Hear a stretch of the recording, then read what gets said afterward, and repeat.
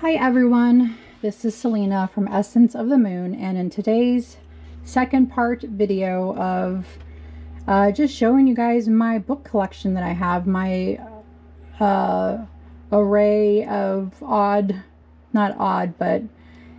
the wide spectrum of books that I have in my library. So the first set was on my left-handed path books. And I'm going to say that I was pleasantly surprised at the positive responses that I got from that video. Let me just say, I was very nervous on posting that video because I wasn't sure how people were going to take it. I haven't been in this community online for that long. It's been under 2 months, a month and a half, not even a month and a half. And I was nervous on how people would take that. And everyone was very supportive and kind, and the comments were just absolutely incredible. So that being said, I am going to go over the different types of books that I have regarding different cultures and how they practice and their gods. So the first one I'm going to go through is this illustrated book that my husband got me. It is about Norse gods. So my connection with the Norse gods, I think, started off with my husband. He is of that descent, the Germanic, up in that area, and he's kind of, he has introduced me to them. I mean, he gifted me my first statue, which was Freya. So, and that also being said, we have this tattoo together that's for right here, that's a bin rune for our marriage that was made for us. So that's how much I associate with Celtic and Norse mythology, the gods, their runes, their practice. I very much love it and appreciate it. So that being said, this book, Norse Gods, retold and illustrated by Johan Egerkrans. It's a very, very nice illustrated book. Like, here's Odin. Look at that nice picture of him with Hugin and Munin. The All-Father, Gallo Gods, One-Eyed, the High One. I mean, this book is absolutely incredible with the stories. Just beautiful. Such a beautiful, well-written book with their histories. And I love this book. So here, this one's Thor.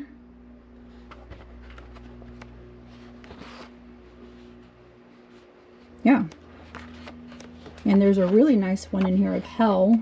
Let's see if I can find her. There's Freya. And it has their stories, which I think is beautiful. I also do have, I don't have this particularly jewelry, but I do have a lot of Nordic jewelry and clothing. Frigg, Frigg's Trap, Heimdall, or Dale Heimdall, Loki, and Mimir, Idun,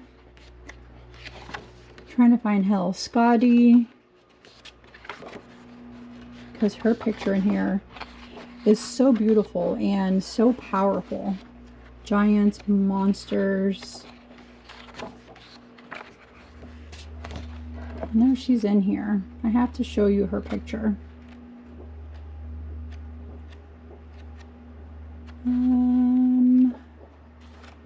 Where is she? Let's try and find her in the beginning, because I think she looks gorgeous. She's in 125. So I just had to keep going. Here it is. I mean, look at that image of her.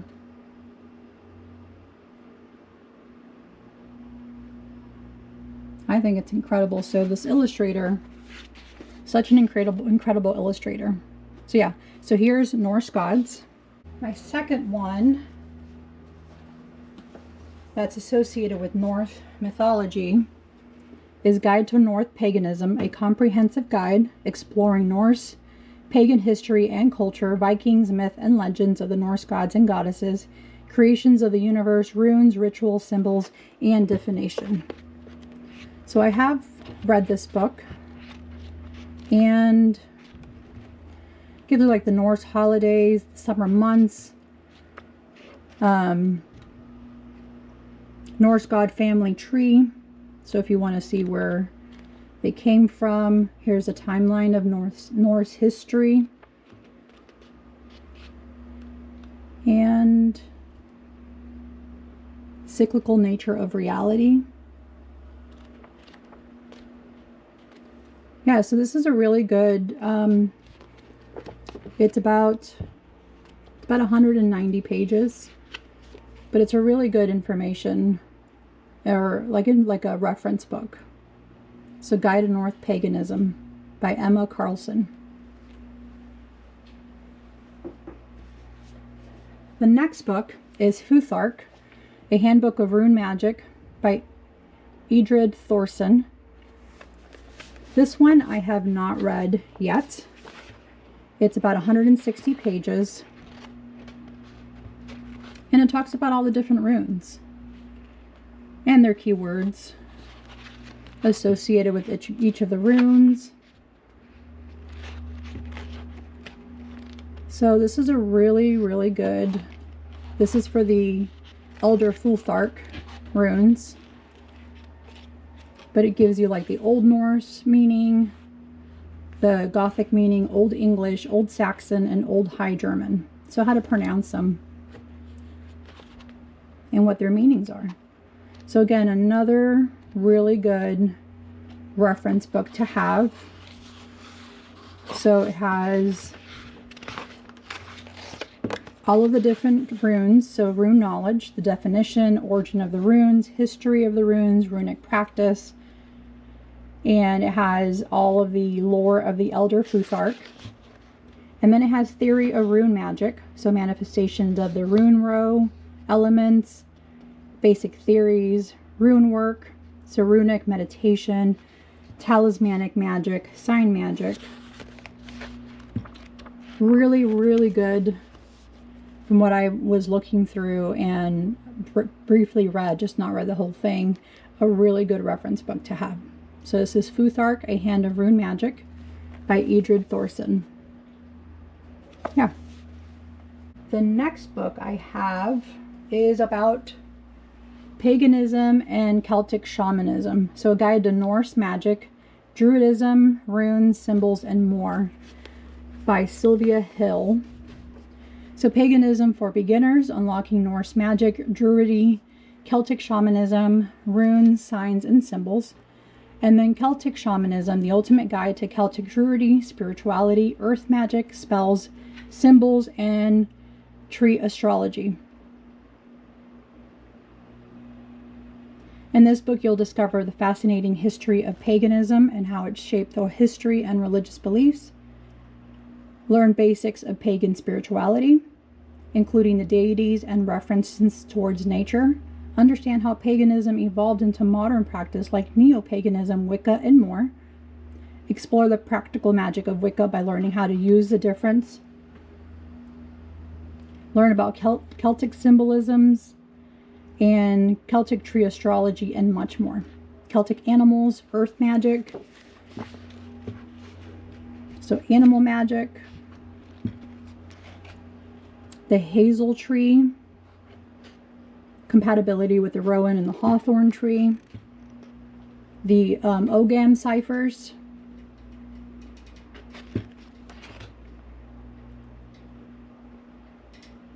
shamans of the Celtic people, the roles of the shaman,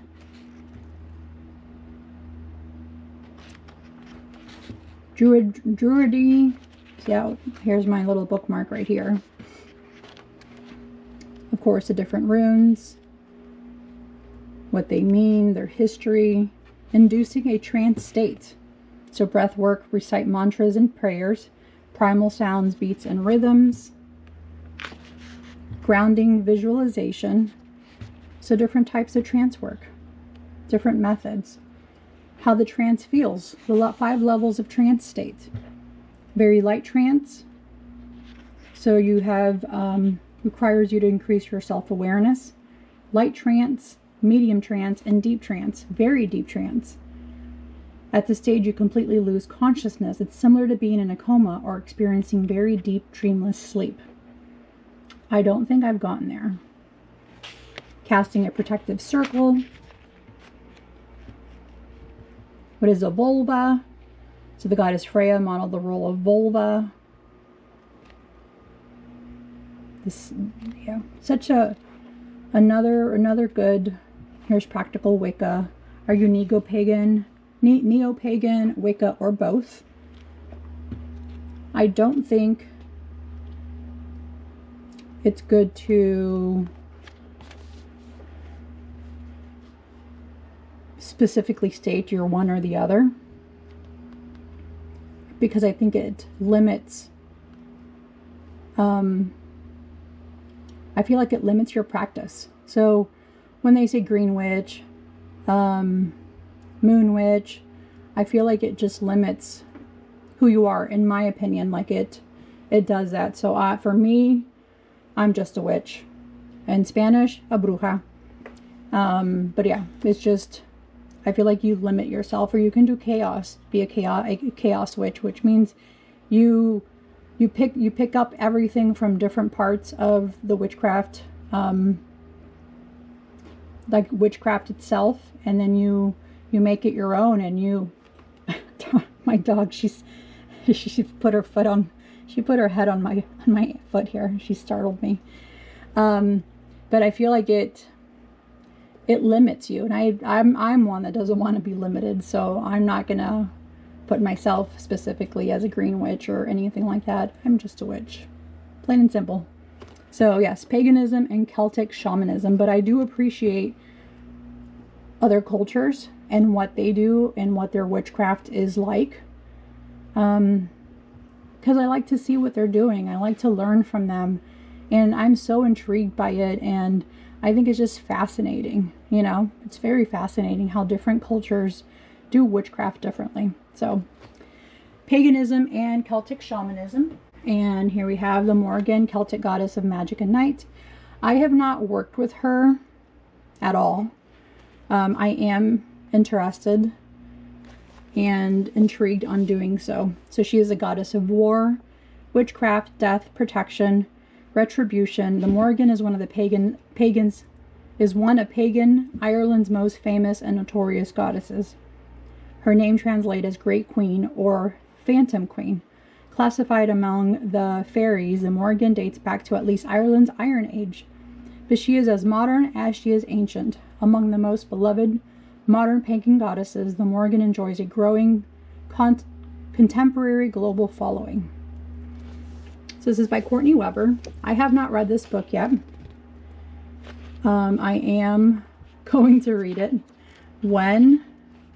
I have no idea, but I'm definitely going to read it.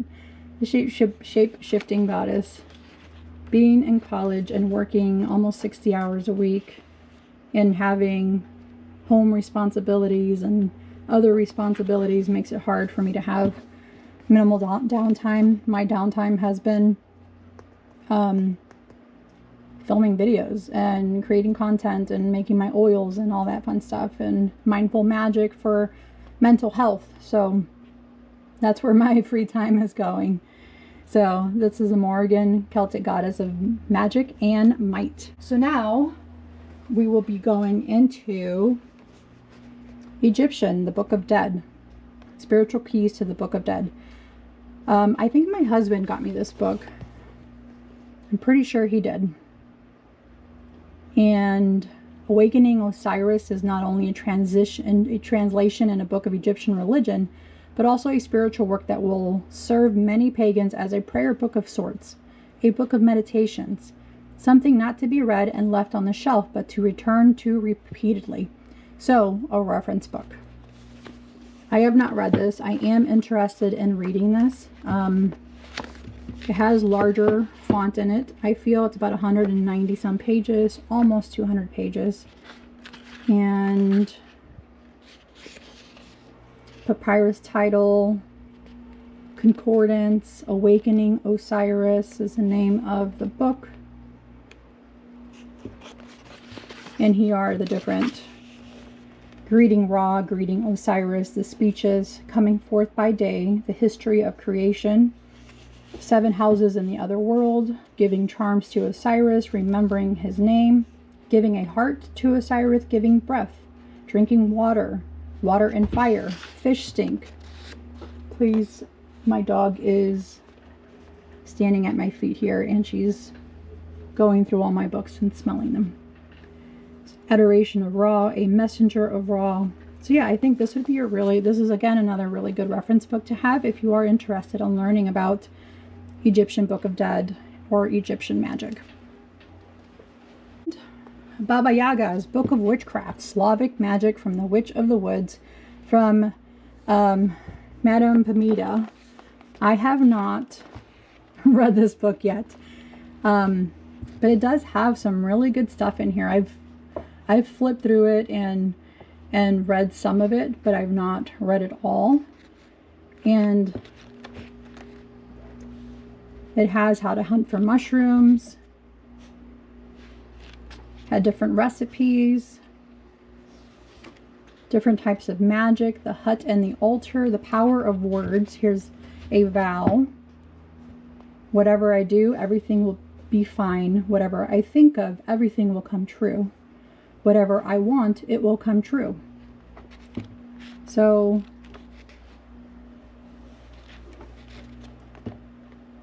yeah, this has some nice images. The living poppet,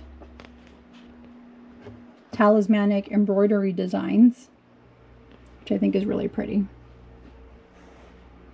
My mom does embroidery. I think that's really good magic to do. Anything to do with yarn or thread. It's really good. And look at the image. I find the image to be very beautiful. My dog is trying to read my books. Okay, the next one is Crossroads of Conjure, the roots of practice of granny magic, hoodoo, brujería, and curanderismo. I have read this book. So here it talks about brujería and curanderismo, which is origins in Mexico and Spain, with Native American and hoodoo influences. Almost it's similar to granny magic, but in Mexico. I think all the grandmothers in Mexico had granny magic because they always made you feel better. When I would visit my grandmother in Mexico and I wasn't feeling well or had an upset stomach or anything like that, she knew exactly what to make me, what tea to give me, what food to have me eat, and I would feel better pretty much instantly. Like it talks about the limpias, which is the egg cleanse. I have not learned to do that. I have a couple nieces that know how to do that. My magic and what I do is not, I'm going to say sad to say, I don't do a lot of Mexican magic, even though that's what I am. I don't do a lot of it.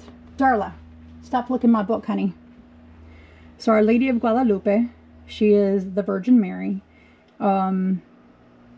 She is the patron saint of Mexico and also known as a Queen of Mexico. So we venerate her.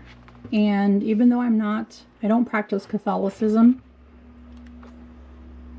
I still very much appreciate her and reach out to her, especially when it comes to her as an Ascended Master.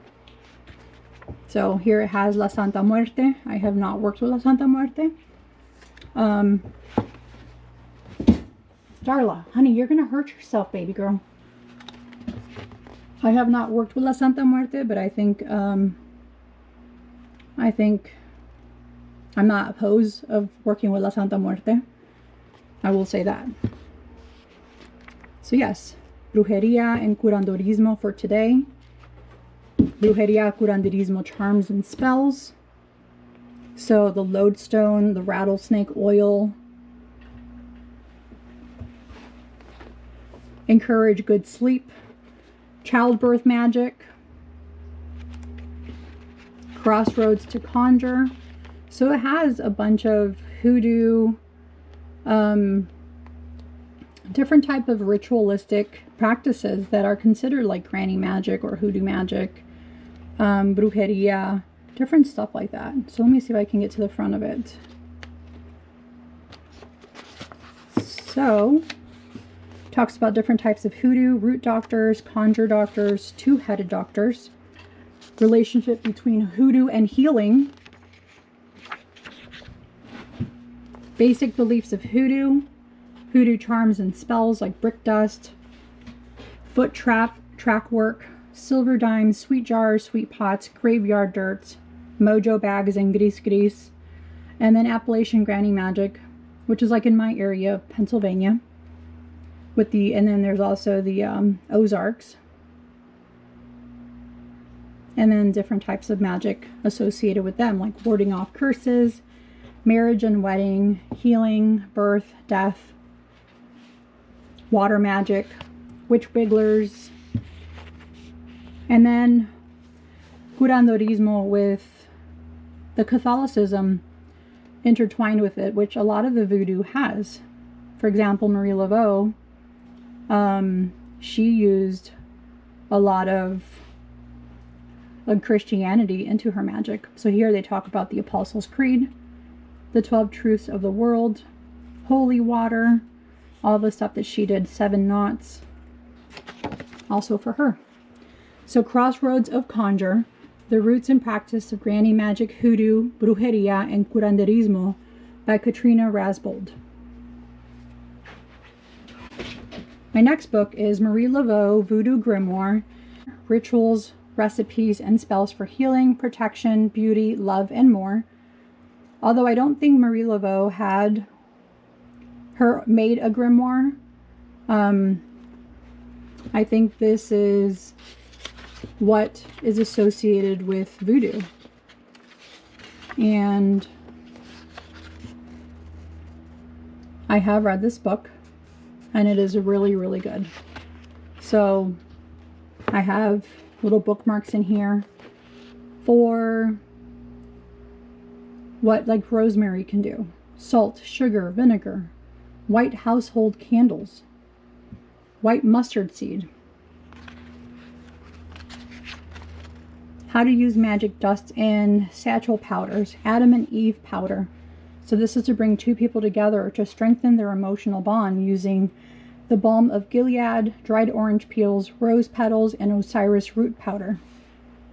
You sprinkle that on top of the bed sheets, and the 4 corners of the home and bedroom. Angel powder, anger powder. So angels, and then anger, and then as you please powder, so like a commanding and compelling work. Come to me powder, controlling powder, easy life powder, goofer dust, Hell's Devil powder. So some really nice stuff and some really not so nice stuff. Rose of Jericho, which I love the Rose of Jericho. Conjure oils and spiritual waters. I'm pretty sure Florida water is in here. War water. Altar oil using calamus, myrrh, and cinnamon. Bergamot oil. Black cat oil. Devil oil. Black devil oil. Follow Me Boy, geranium oil, holy oil, humdinger oil. Haven't heard that word in forever, a humdinger. Marie Laveau conjure oil, which is gardenia, vetiver, and rose. Mexican luck, dried aloe vera leaves, copal, tobacco, and piedra imán, which is lodestone. Paper wasp banishing oil. Holy water, cleansing your home, the grease mojo bags. So yeah, I have a lot of these products in my home, especially since I went to the Marie Laveau shop in New Orleans, which was such a beautiful shop to enter. They had a beautiful reader there. He was spot on with everything just by touching my hand. Knew everything about me, even the darkest stuff that no one knew about, like losing a baby. So yeah, very interesting stuff. So this is the Marie Laveau Voodoo Grimoire by Denise Alvarado, with rituals, recipes, spells for healing, protection, beauty, love, and more. Another really good reference book. And I think I started off with this one prior to moving on to that book. So Hoodoo for Beginners. This was just something that I wanted to kind of get an idea about hoodoo work. So you can see it's definitely been read. But candles, the power of intent, spells for money and luck, using the elements to attract money, lucky cologne, debt dissolver, using hoodoo to invite positive change. I think that's something we need to remember, that you can use these types of magic to bring in positivity into your life. So, spells for protection, and it even has a Psalms prayer, Psalms 91.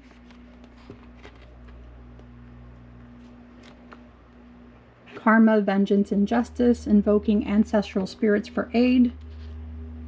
And that's talked about because of Christian roots. So, another really good beginner guide to hoodoo. Working magic or spells in root work and conjure with roots, herbs, candles, and oils by Angeli Bellard.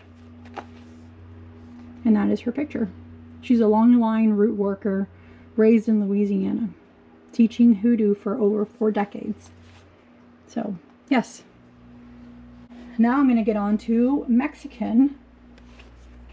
So even though this doesn't have magic in it, it's talking about remembering your roots.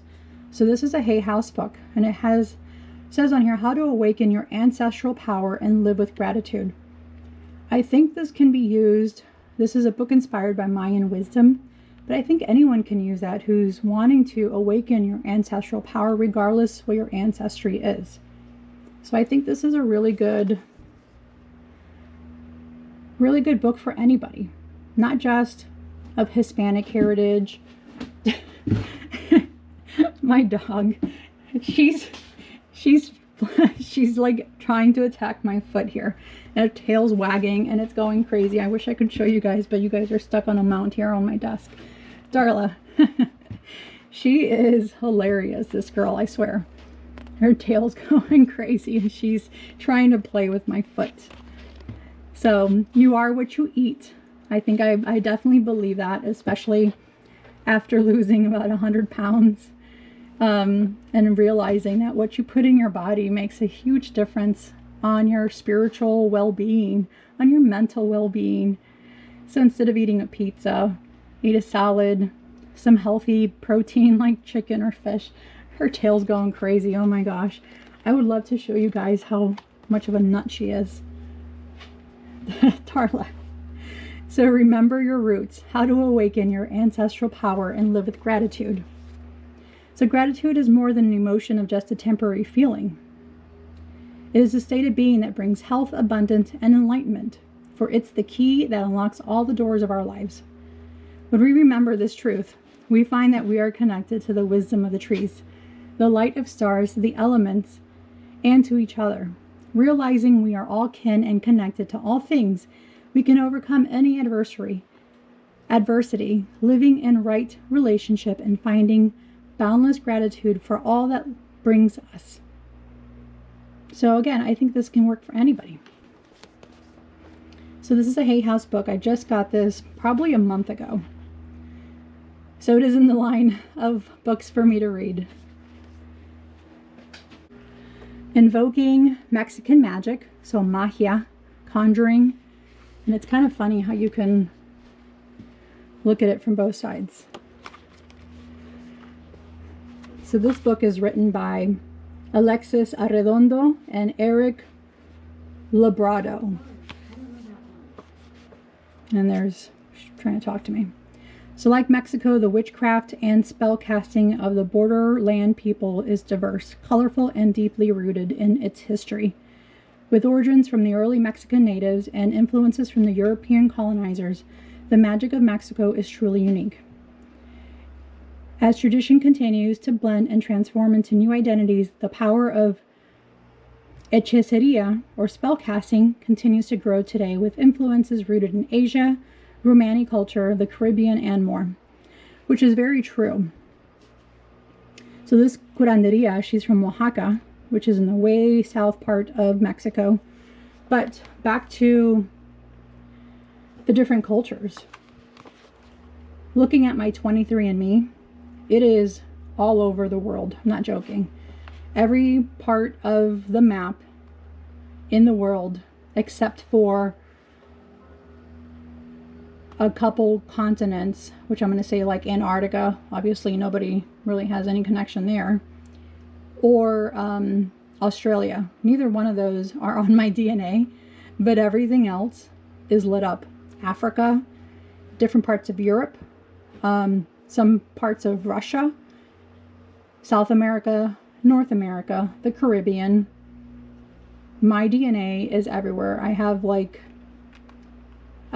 historical ancestry that roots in Mayan culture, and also in during Bryce Day Massacre.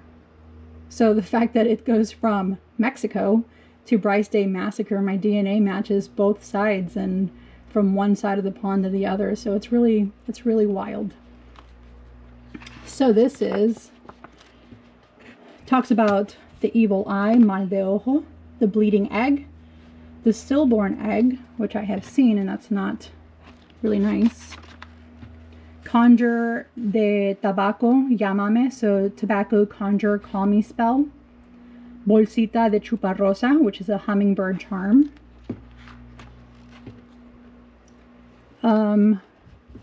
San Ignacio, or Saint Ignatius.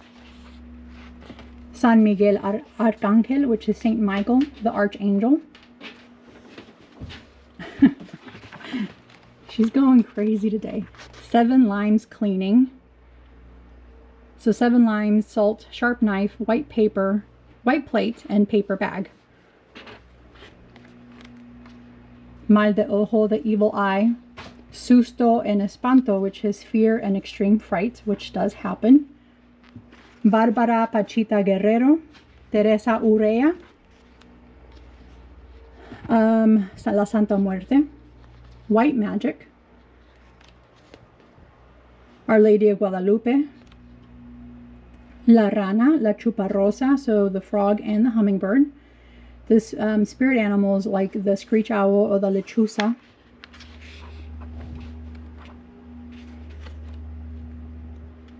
So Mexican magic.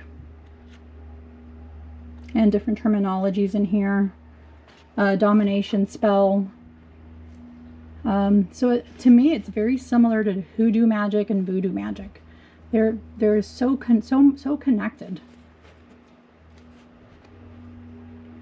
Saints and animal spirits. Egg cleansing, cleansing magic. Drive away negative spirits. Magic gris, or protection magic, so gray magic. So yes, Magia Conjure South by Alexis Arredondo. Another book, Mexican Sorcery, A Practical Guide to Brujería de Rancho. So Brujería de Rancho is, I'm going to say Mexican folk magic. So the rancho means like from the ranch, from the farm. And that's what makes it Brujería de Rancho. So explore the mysteries and magic of Mexican sorcery in this hands-on practical guide to traditional Mexican witchcraft, or Brujería de Rancho, better known as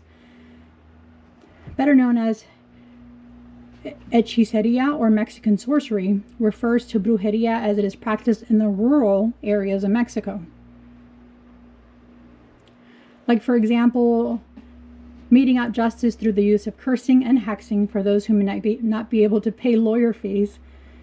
Tradition, it brings tradition to light, exploring its history and influences, creating amulets and talismans, breaking hexes, protecting against the evil eye, and preparing powerful cleansings, or limpias. Powerful hand, frankincense, myrrh, bay leaves, vegetable charcoals, matches, and a charcoal-resistant container. To vanquish enemies, abundance, lucky sheep, mecate, to catch a witch and get rid of maleficio. My dog has been so active today. I think she's starting to feel better. Sweetening with piloncillo. So piloncillo is like a brown sugar. It comes in a cone. My mom would make that in a specific dessert. The jarra, cantarito, molcajete. Molcajete are like the mortar and pestle that we all use to grind up our herbs. That we use to grind up our salsa, like mix our salsa and avocado guacamole dip. So yes, another really good Mexican sorcery. Darla, honey, what are you doing to me?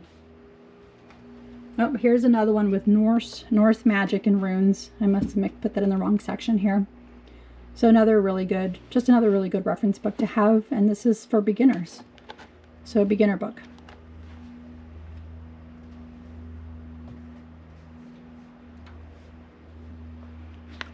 Asturu, The Heathen Path, Beginner Guide to Modern Paganism with the Norse Gods. So these are a little bit out of order, but that is okay because I'm not going to edit anything. So yeah, Norse mythology, so another good reference book. I have read that one. And then Northern Shaman, I've also read this book. Spirituality and Nordic Shamanism.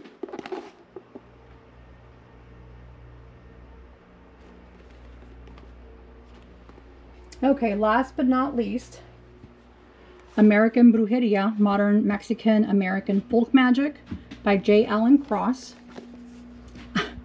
Darla, she just bit my heel. In recent years, a fascinating blend of folk magic grounded in Mexican culture has taken root in America, practiced by Mexican Americans and dubbed a Mexican American Brujería. Stories and folklore on the lives of Mexican saints and folk figures, how to practice the art of limpias or spiritual cleansings, instruction and insight on spell casting, oil crafting, rosary magic, creating an altar for the Guadalupe, and novena candle magic. So novena is used after a person passes and they do the rosary for 9 days. Darla, honey, that is my crazy dog. This is a really good book. I have read it and I loved it so much. For some odd reason, I have 2 of these books. So, why that happened, I have no idea. I feel like I bought it and then my husband bought one for me, not realizing that I already had it on my bookshelf, but it wasn't there because I was reading it and he didn't see it, so he bought it for me. That being said, I have an extra book. If anybody wants it, I will put my email address in the description below. Please send me an email. The first person to want it, I will happily mail it to you for free. But yeah, send me an email if you want this other book, because I have 2 of them. That being said, I would like to thank you all for the second part of my book flip-throughs, partially reviews of different cultures in witchcraft. Thank you all for being so inviting and understanding with my previous video. I appreciate you guys very much. And on that note, please be kind to yourself and others. Nurture yourself, especially nurture yourself. And I will see y'all in the next video. Thank you. Talk to you later, guys. Bye.